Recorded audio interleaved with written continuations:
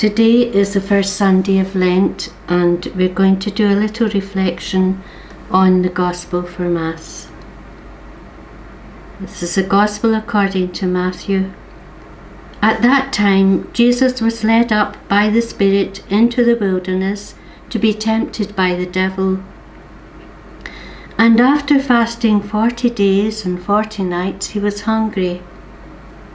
And the tempter came and said to him, "If you are the Son of God, command these stones to become loaves of bread." But he answered, "It is written, human beings shall not live by bread alone, but by every word that comes from the mouth of God."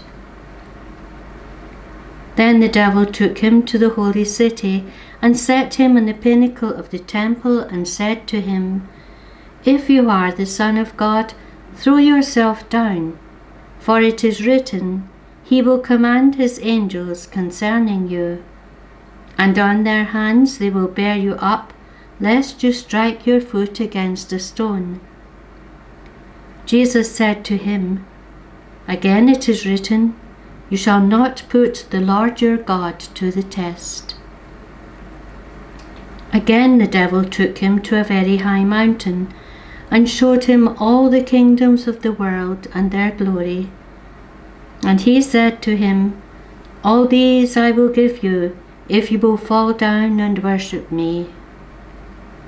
Then Jesus said to him, "Begone, Satan, for it is written, You shall worship the Lord your God, and Him only shall you serve."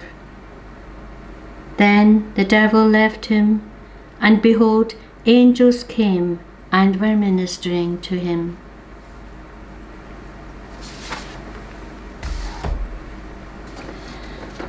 All the three synoptic Gospels record this strange encounter of Jesus with the powers of evil. Jesus went into the desert after being anointed with the Holy Spirit, having been strengthened.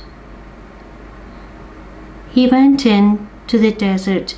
Going into the desert is a time of discernment, and he did this before embarking on his mission. In Lent, we're exhorted to three things that we should do: prayer, fasting, and almsgiving. Prayer is number one. Opening to the Spirit requires a painful journey into the desert of our own hearts.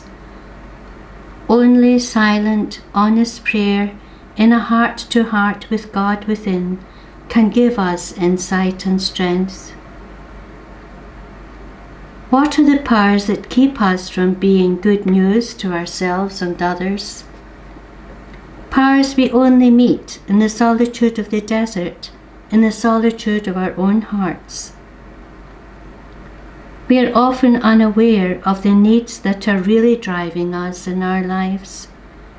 The need for power and control, need for love and acceptance, need for approval, need for security, the need to belong. This is where a deeper fasting comes in, because all these needs have to be met to a certain extent in order for us to live a normal life.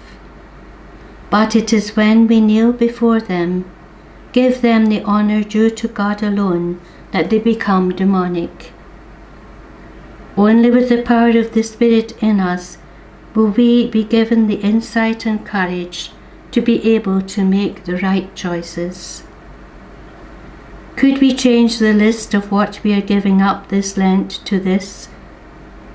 Fasting from the need to have power and control, the need to have love and acceptance, the need to have approval and security, when they are obstacles to fulfilling God's will in our lives.